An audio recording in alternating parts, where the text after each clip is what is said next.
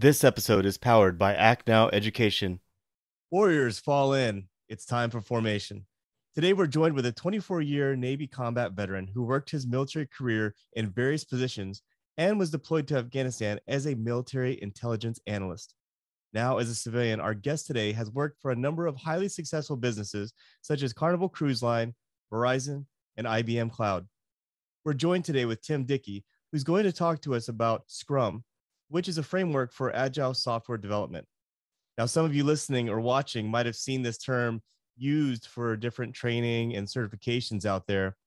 Well, today Tim is going to help us better understand what it is and just let everyone know the term Scrum comes from the formation of players in rugby that emphasize teamwork. The term itself is quite interesting. So what's even more fascinating is what it means and what it stands for and how it could positively affect your own career. So Tim, thank you for joining us on the Morning Formation, sir. Hey, my pleasure, KP. I'm glad that I get to talk Scrum, which is one of my passions. Yeah, well, I could definitely tell you've pretty much achieved the highest standard out there, being a Scrum Master. You know, what in the heck is Scrum, and how can we simplify the definition so that folks who are hearing this term for the first time truly understand what it is? Well, you hit the nail on the head with a leadoff. It's a framework, and it's extended beyond software development. So now it's actually considered product development as well as service development. So it's gone mainstream, if you will. So it started in the software community, and now people talk Scrum, and they talk the broader umbrella term agile. And specific to the framework, Scrum itself is really for solving complex problems. It's when teams don't know what the solution is, let alone what the problem is. And to contrast that with traditional project management a little bit, traditional project management, and I think we'll get into this a little bit deeper, it is a little bit better geared toward the complicated domain. The problem's known, but the solutions are, kind of in question. So Scrum is really very experimental, and as a framework, it's very open as well. So it gives you the lowest amount of overhead you can possibly get with 3 accountabilities, which is the team, a product owner, and a Scrum Master, along with 5 separate events. And events are meetings, within this big Scrum container, which is number 1.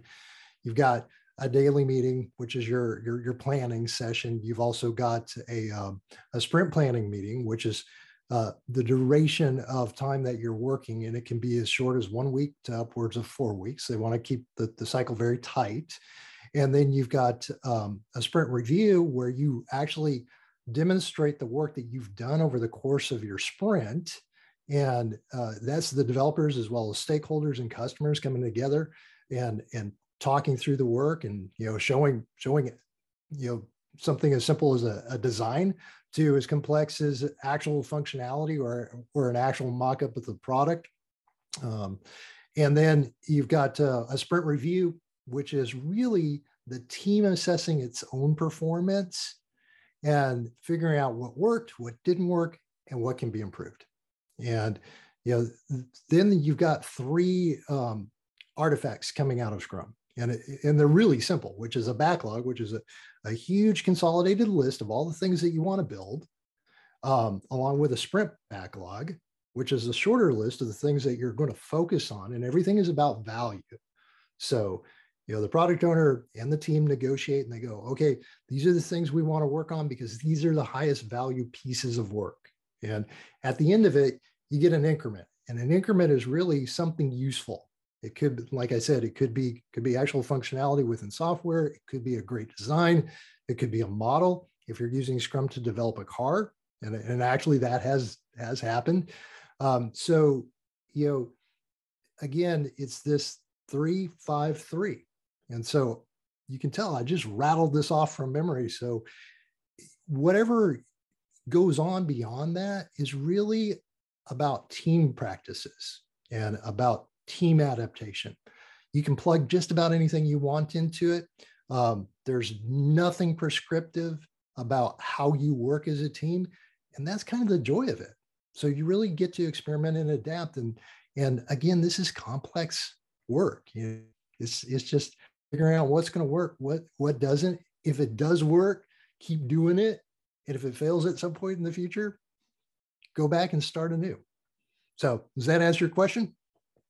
Yeah, it does. It sounds just as fascinating as project management. And I actually have my MBA in project management, and I didn't quite realize the value of those types of certifications when it comes to the overall efficiency and effectiveness, because many folks don't realize, I can tell you that from the project management side of things, that many of us do projects and we do project management. So I would imagine with Scrum, there's a lot of things that we do and we just don't realize that the tactics that we're using are Scrum related. But it really helps formulate and understand what we're doing to a science. And that, when I did my research before our interview here, that's kind of what I gathered as far as what Scrum is. And I just want to ask Tim, is Scrum training and certification something that is new, or has it been around for some time? It's been around for some time. In fact, the organization that I'm certified through, they were established in 2009, and it was as a result of one of the co-creators of the Scrum Guide, kind of looking at it and saying, we really need to have a rigorous and even standard by which to judge professional Scrum practitioners. And so there's actually 3 different certifying organizations out there, Scrum Alliance being one. The core curriculum and content is actually developed by the trainer, him or herself. So there's not a whole lot of standardization. You can go to one of those courses and be competent in the knowledge of Scrum. You can do what I did, going through scrum.org, and a little bit rigorous standard testing, large question, and rigorously vetted. And there's a community of professional Scrum trainers who are actually curating content, and they're improving it, literally every single year. And so that's the route I chose. And I'll tell you a little bit more about how I got there. And then there's also Scrum Inc. And so the gentleman who founded scrum.org is Ken Schwaber. Scrum Inc. was founded by his co-author, Jeff Sutherland. And Scrum Inc., same basic foundation along with Scrum Alliance. It's all based on the Scrum Guide, which was previewed at a software development conference in 1995 here in Austin, Texas. And I live in Dallas, so it's all relative and close by for me. So that goal, that desire to make Scrum into a professional set of accountabilities and practices, it began in earnest because there was that recognition that this needed to be a little bit more rigorous, a little bit more well-formed, a little bit better organized. And I think it's really taken off from there. And the community continues to grow. In fact, I know scrum.org has a bunch of metrics for the number of people who are certified through the different levels of certification. And I happen to be in that midway point. The next step is becoming a professional Scrum Master level 3, which is a written exam. And trust me, I'm having to pay a lot of time and focus getting to that point where I can do my written exam, because it's 2 hours, 10 questions, and it's a lot of actual practical experience and applying the Scrum values, as well as the basic mechanics of how you coach and assist your team to be successful in getting something useful out the door. Yeah, I definitely think it's a great way to gauge your overall effectiveness when it comes to teamwork and project building, project completion. And it's kind of funny, Tim, because Scrum is something that I've seen a lot of buzz about, Scrum certification, Scrum training, and I just didn't know what it was. And I kind of felt dumb, like maybe I should know what this is, and I don't know what it is. I kind of was getting an idea just seeing some of the posts out there. So there was a lot of buzz, and that kind of talks to the idea of what you just said about the growth of getting Scrum certified. Just want to ask you, is there different levels to Scrum certifications, and what are they? Yeah. So within scrum.org, you've got 3 tiers of certification, specifically in the Scrum Master's accountability. You've got the same thing in the product owner's accountability. And in the developer's accountability, I want to say there's only one, but developers are such smart people. It's like they come in with mad skills and, all kinds of, certifications from Microsoft and from Amazon. And, you name it, they walk in, they're like fully loaded. Guys like me and like you, me being a recovering program / project manager, coming in, it's like, yeah, I needed to bring some credibility. And in addition, there's a number of ancillary and complementary certifications, like professional Scrum with Kanban, single certification, professional Scrum with user experience, another single certification, and the list goes on. And if you're really interested in it and you want to geek out, go to scrum.org online, and they've got a beautiful web page that explains all of it. Yeah, you actually gave me a few of those links as well, and I'll make sure that I post those down in the show notes as well, so anyone out there listening can further do research on that. And Tim, with you being a military veteran yourself, who would you say Scrum is for? Well, it's for anybody and everybody. It doesn't really matter what your background is. And I think the veterans community in particular is really well suited because, we improvise, overcome, and adapt. I mean, that's what we're trained to do. And that's exactly what Scrum enables teams to do. It's to look at an obstacle and say, hey, we got to figure out a way around this. Let's put our heads together and let's get thinking.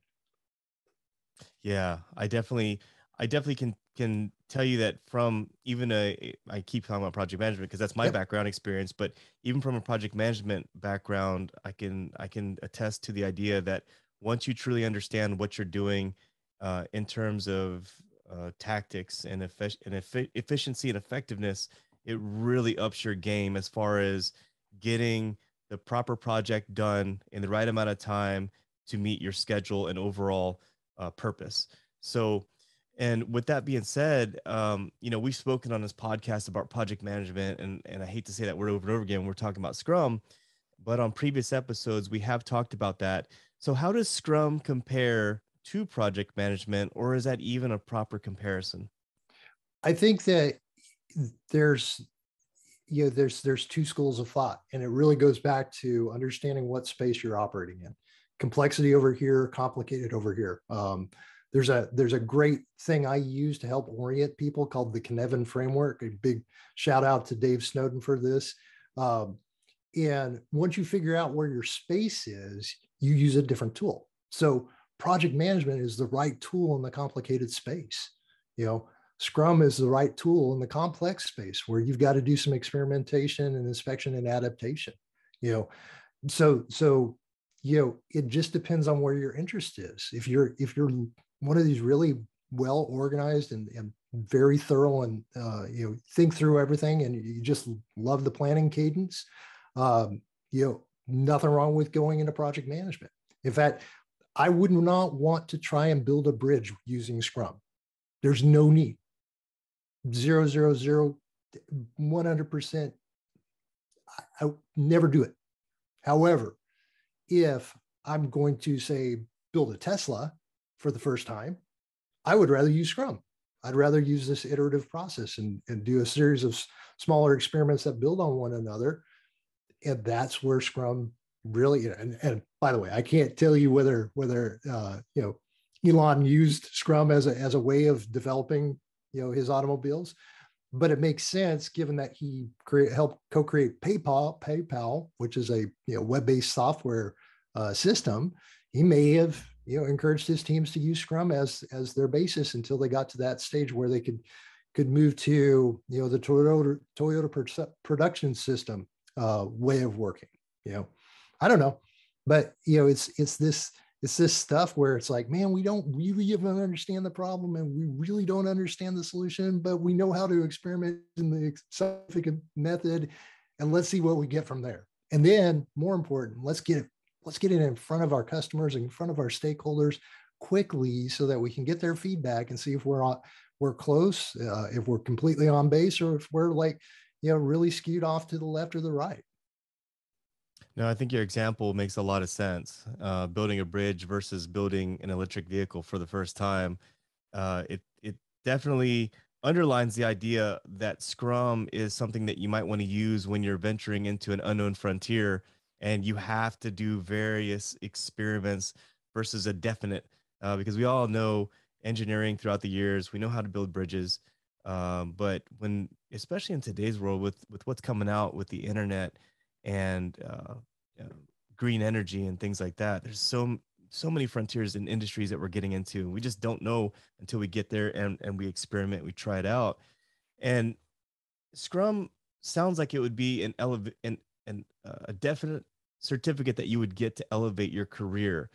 How do you think our veteran community can benefit from getting certified to become a Scrum Master, or to get certified even at the basic level of Scrum, or just Scrum training in general, Tim? I think that it's a worthwhile pursuit, and I think it's complementary. I think that any veteran should consider both. Consider project management and understand the lens that project management looks through, and then get the Scrum certifications and understand the lens that Scrum is looking through. And I dare say, there's a point where and I haven't seen it yet seamlessly happen, but it does happen where you get good overlap, where I would say in the hardware space, like building out cloud, we used a lot of the things that I adapted from Scrum in order to build out cloud, especially going into the pandemic. We were finishing a build cycle at IBM of 4 cloud site expansions, and we had to pivot. We really had to figure out how we could at least try and maintain our schedule, with the understanding that we were going to have to do a lot of different logistical moves that we had not planned for, because stuff was on back order and stuff got stranded and you name it. But the team came together. We thought through some of the challenges very iteratively. We put our strategy on paper, and then we adjusted as we went along.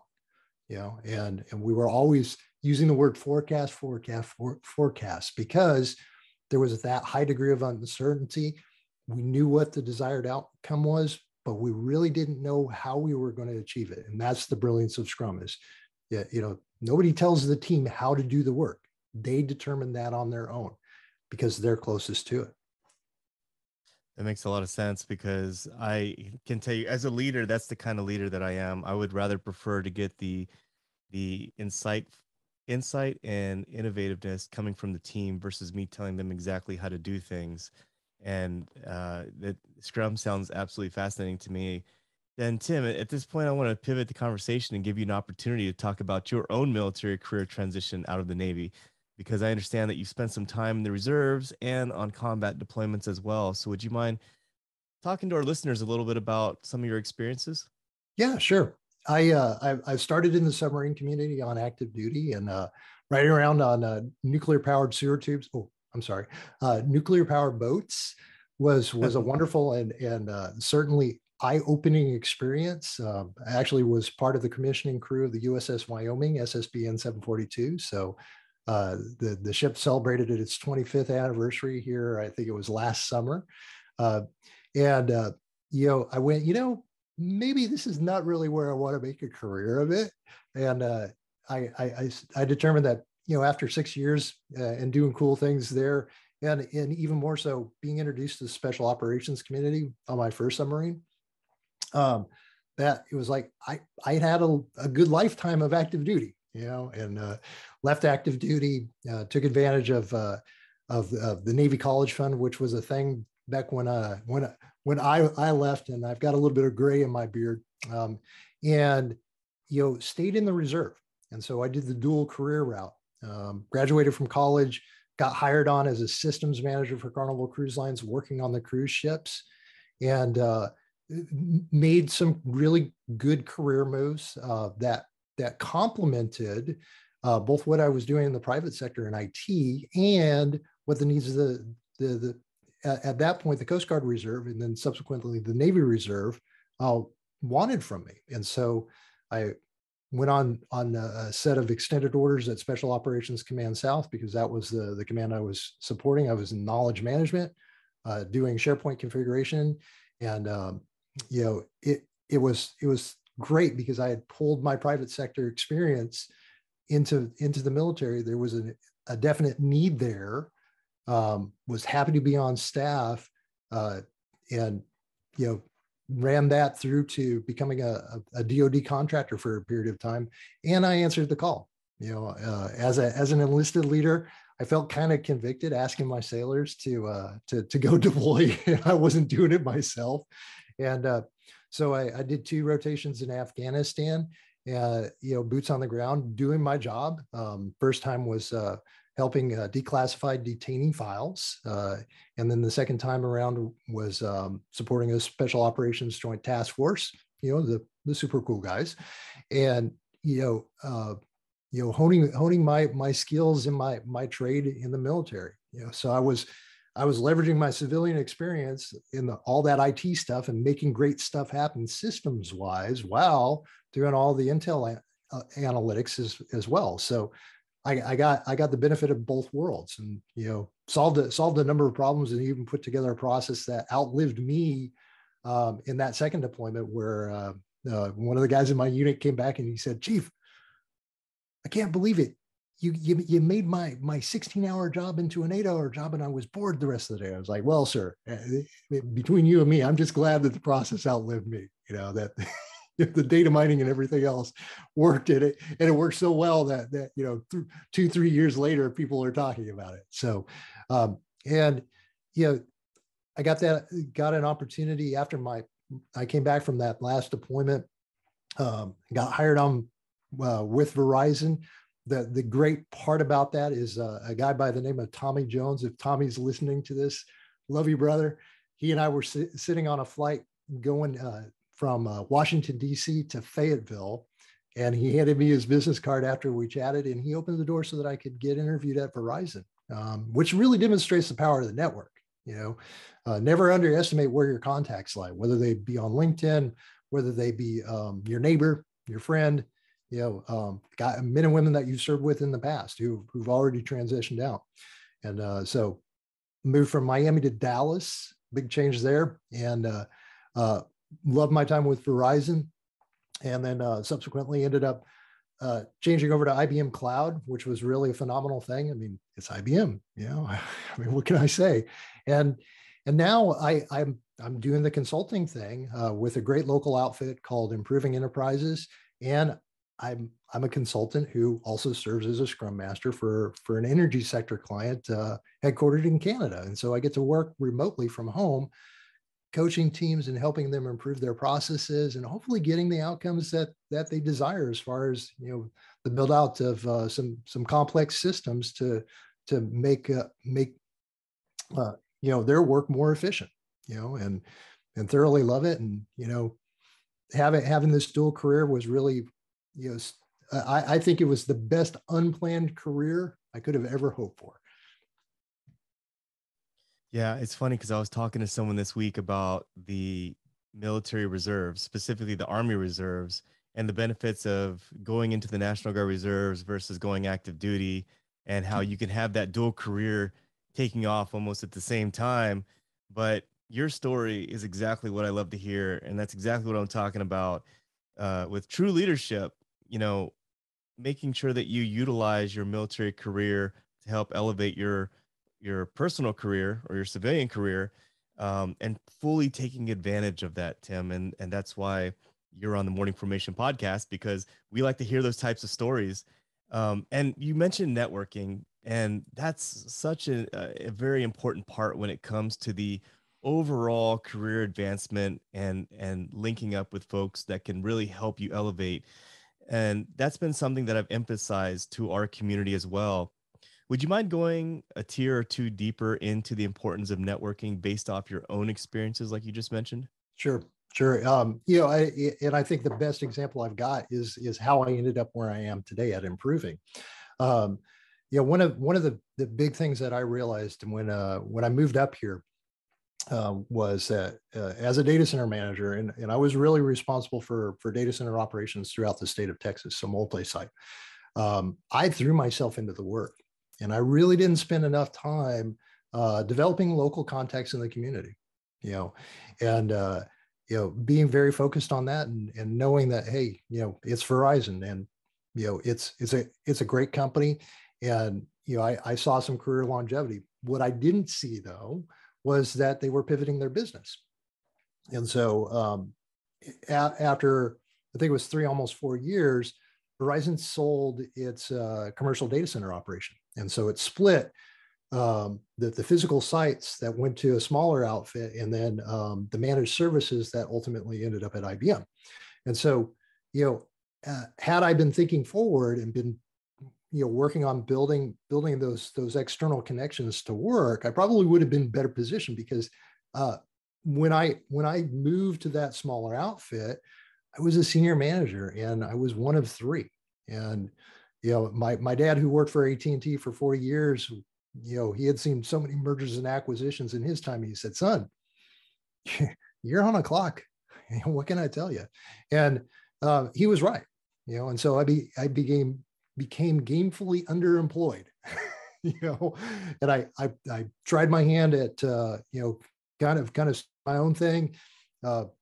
Didn't work out nearly as successfully as I had wanted it to.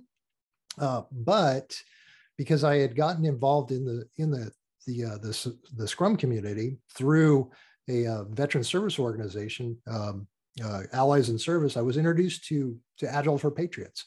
And I began developing my network in earnest while I was getting my Scrum training, and going to meetups and connecting with all these they call them user groups, where you've got people who do specific programming languages like Java or Visual Basic or C++, or all this stuff that I have no interest in because I like hardware, but building these relationships and demonstrating that, hey, you know what, I'm here, I'm interested, I want to learn and grow. And so out of that, I started a conversation with Improving. And it was funny, because at the time that I got the job offer at IBM, I was actually declining a job offer from Improving.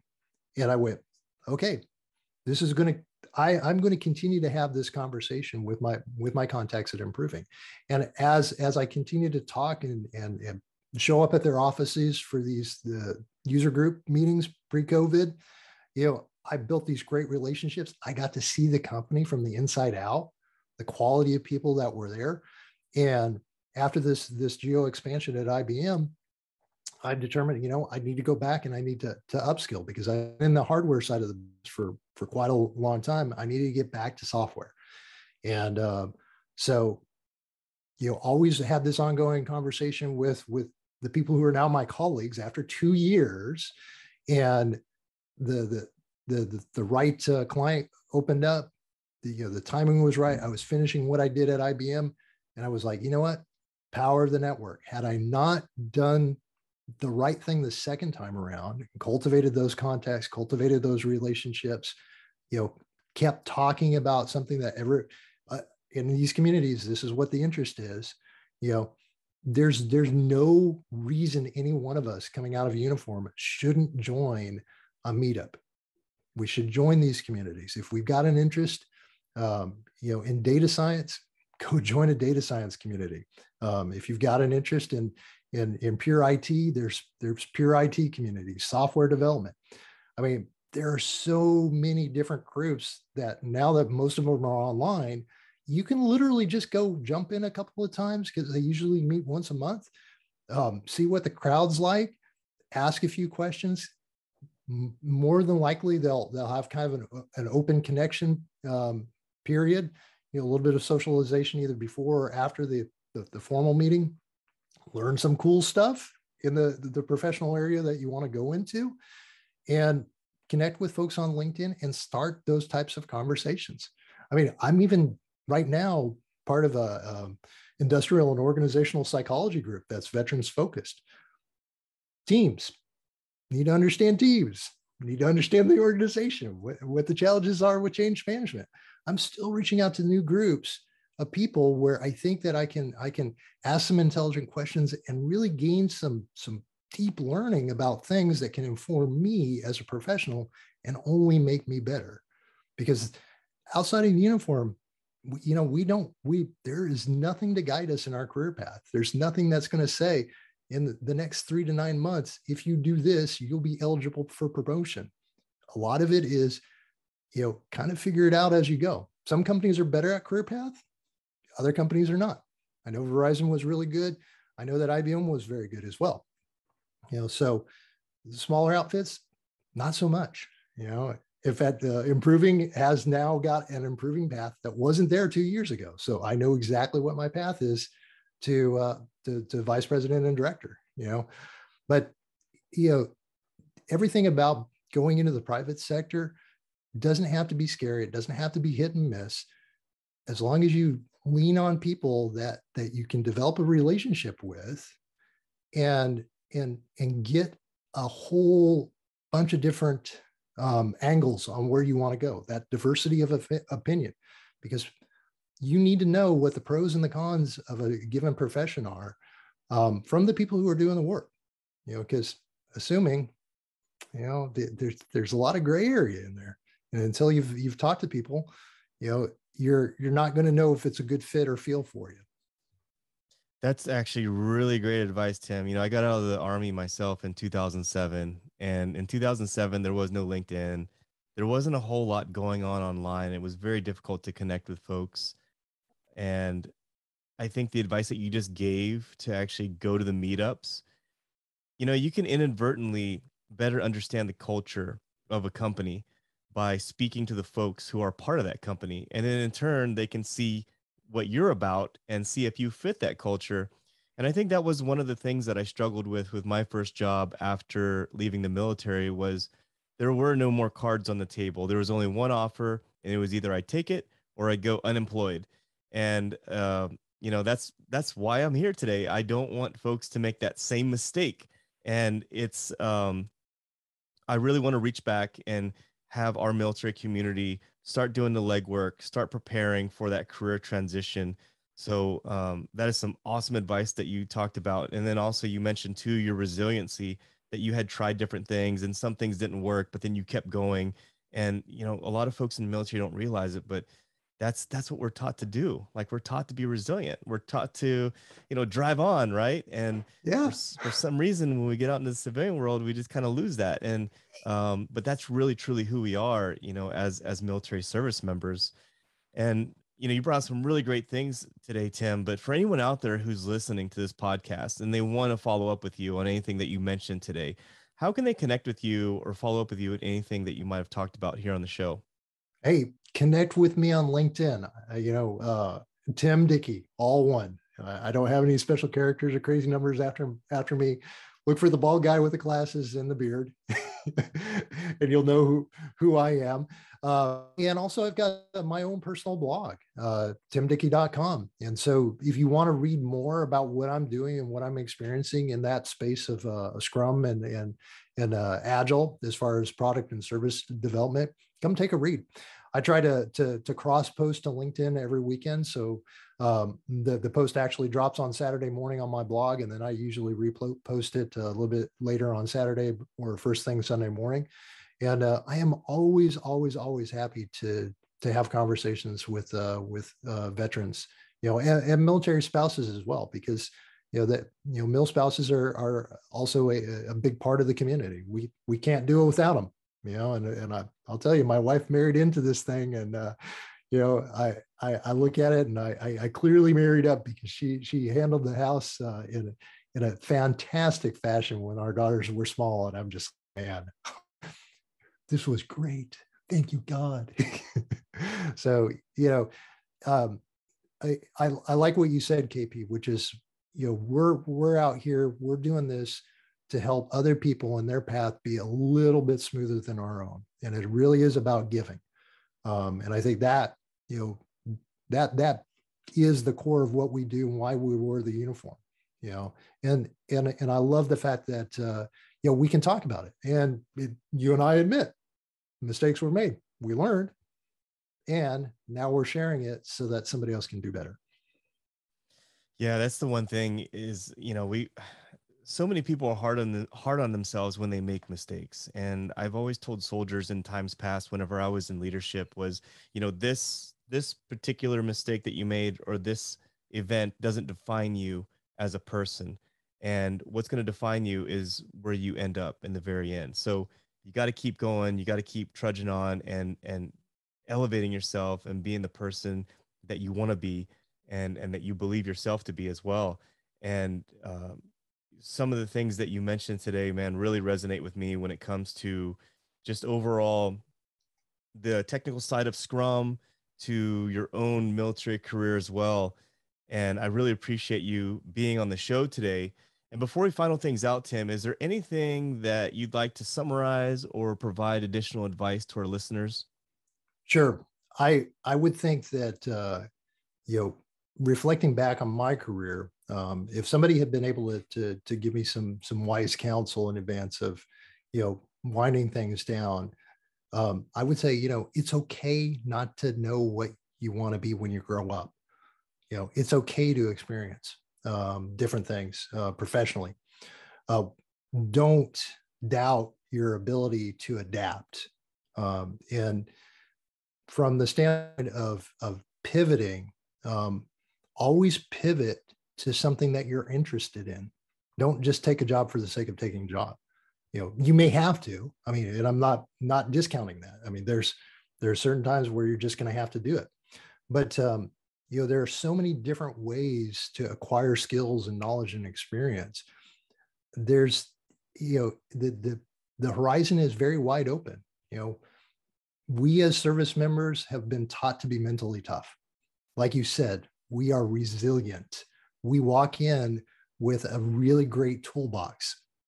The challenge is adapting those stories and those tools in that toolbox to fit a different context, a different type of work.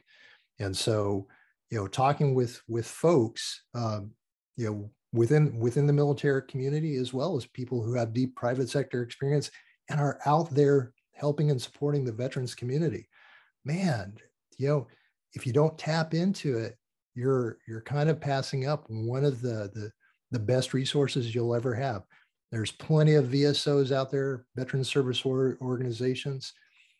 It's just a question of reaching out. And to your point, TAP today is very different than TAP, 10, 15 years ago, even 5 years ago.